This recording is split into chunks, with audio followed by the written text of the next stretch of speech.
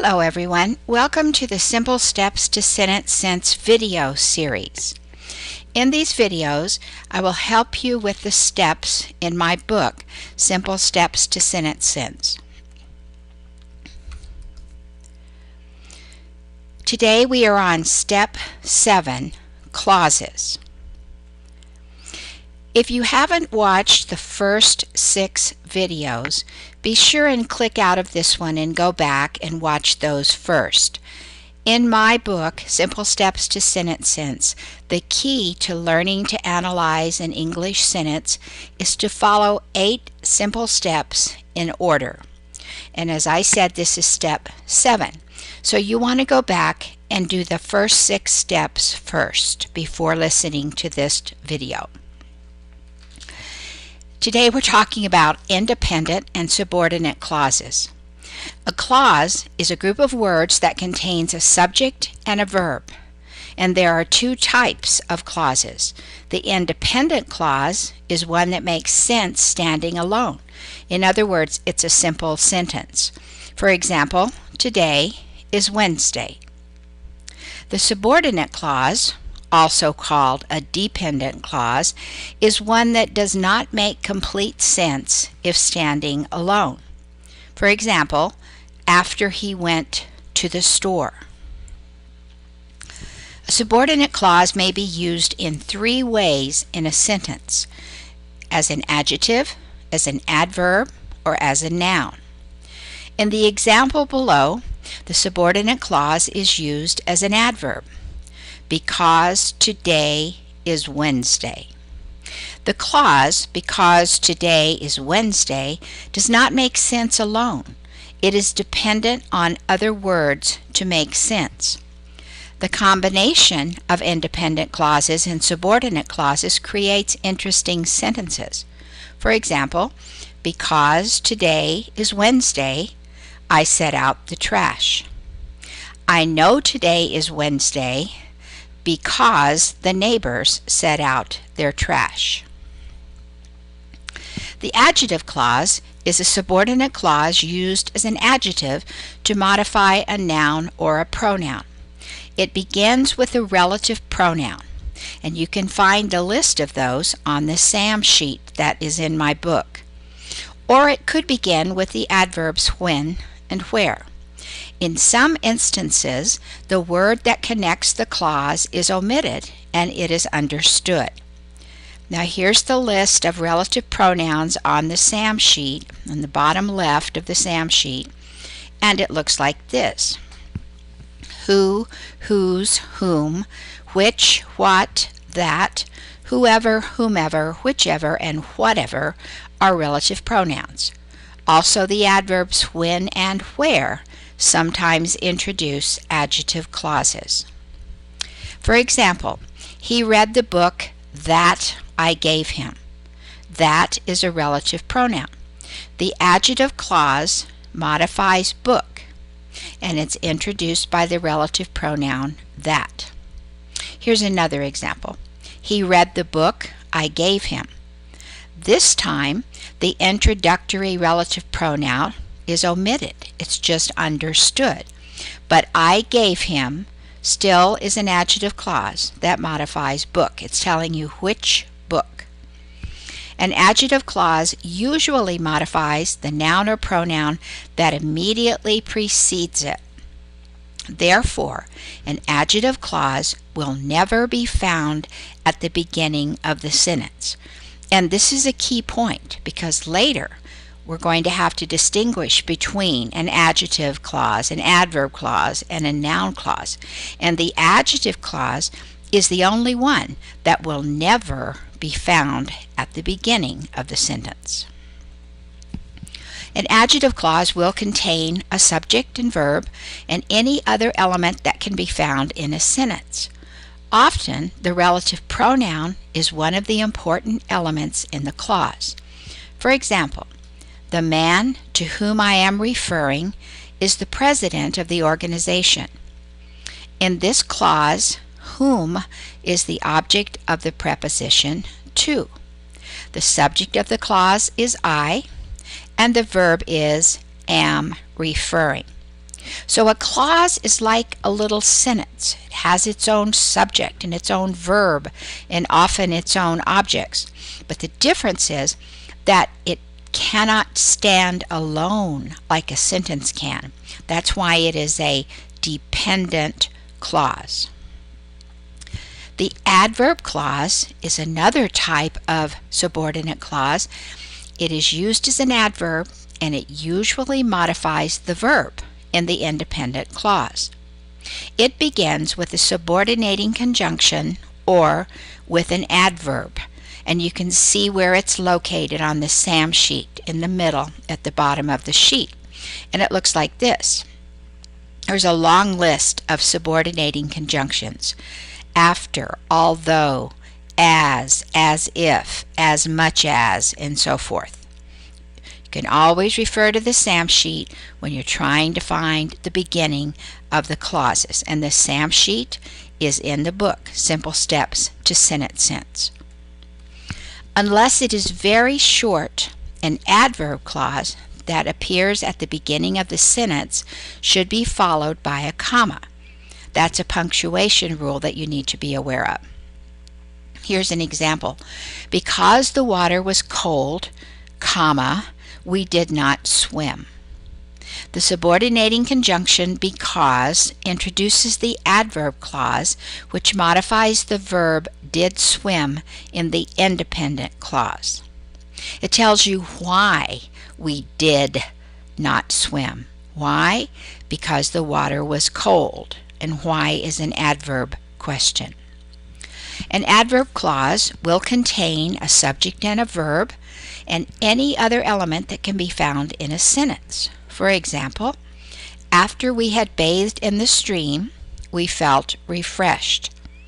In this clause, we is the subject, had bathed is the verb, and in the stream is a prepositional phrase. This clause is introduced by the subordinating conjunction after. This clause modifies the verb felt in the independent clause. It tells you when we felt after we had bathed in the stream. The noun clause is used as a noun, and it will be the subject, the direct object, the predicate nominative, or the object of the preposition in the sentence. So from now on, when you're looking for the subject or the direct object, you may not find just one word. You might find an entire clause that has its own subject and verb. And if so, it will be a noun clause. A noun clause begins usually with a relative pronoun. And again, those are on the left side at the bottom of the SAM sheet. Now you've seen these before because they also introduce adjective clauses. Here's an example. What you think is important to me. This clause is used as the subject because if you say what is important to me, the answer is what you think. Here's another one. Do you know what the answer to the question is? This is a noun clause that's being used as a direct object. Here's another one. The truth is what I want to hear from you. This time the noun clause is being used as a predicate nominative. Notice that in the second sentence up here, do know is an action verb, so the noun clause is a direct object. In the third example, is a linking verb, so the noun clause is being used as a predicate nominative. And then here's the last one. Give the money to whomever you wish. Notice that there's a preposition right in front of the noun clause. So this noun clause is used as the object of the preposition. A noun clause may contain a subject and a verb and any other element that can be found in a sentence. For instance, I know that he loves me. That is a relative pronoun. He is the subject of the clause. Loves is the verb, and me is the direct object in the adjective clause. So this adjective clause is just like a miniature sentence of its own. It has its own subject, verb, and complement. But this entire clause serves as the direct object in this sentence. Because if you say, I know what, the answer is that he loves me. Now here's a hint. You know that a noun clause can be used in 4 ways. So how are you going to figure out which way it's being used? Well, it isn't difficult. Here's some hints to determine the function of a noun clause. First, see if there is a preposition in front of it. If there isn't, look at the position of the clause in the sentence. If the clause is at the beginning of the sentence, it's probably the subject. If it is at the end of the sentence, it will be a direct object or a predicate nominative, depending on the verb in the independent clause. So let's look at this diagram below and note the position of the noun clause. If there's a preposition right in front of the clause, then the noun clause will function as the object of that preposition. If the noun clause is at the beginning of the sentence, it will be the subject of the sentence. If there's an action verb in front of it, the noun clause will be the direct object. If there's a linking verb in front of it, the noun clause will be a predicate nominative. So everything depends upon the position of the noun clause. Always check for a preposition in front of it first, and if there isn't one, then look and see where it is in the sentence. It makes all the difference. Now here are some tricks to distinguish between the 3 types of clauses, because once you find a clause, you need to decide, is it an adjective clause, is it an adverb clause, or is it a noun clause? So these are some tricks that you can use. First, always try removing the clause from the sentence.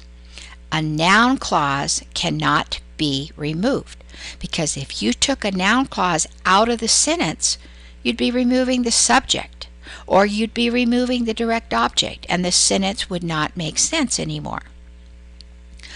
So if it cannot be removed, it is a noun. If it can be removed, then you use the questions that adjectives and adverbs answer to determine the type of clause. Now you remember what those questions are. They're on the SAM sheet. Adjectives answer which one, what kind, and how many. And adverbs answer when, where, why, how, to what extent, and under what condition. Another thing that might help is you can remember that an adjective clause cannot be at the beginning of the sentence. Sometimes the introductory word will help you, since adjective clauses usually begin with relative pronouns and adverb clauses usually begin with subordinating conjunctions. But don't depend on this one, because the word that could introduce all 3 types of clauses. So even though the introductory word might give you a clue, don't let that determine it for you. And then another trick is to remember that an introductory adverb clause is usually followed by a comma. If there's a clause at the beginning of the sentence and it's a noun, there's not going to be a comma. If it's an adjective, there's not going to be a comma, usually. So the comma might give you a clue.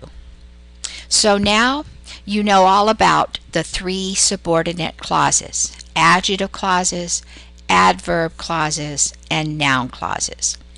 If you want to practice this step and learn even more about clauses, you can visit my store at teacherspayteachers.com, or just Google my name to find my books. In the next step, step 8, I'll teach you how to classify sentences according to their structure. I hope you learned something today. Thanks for listening.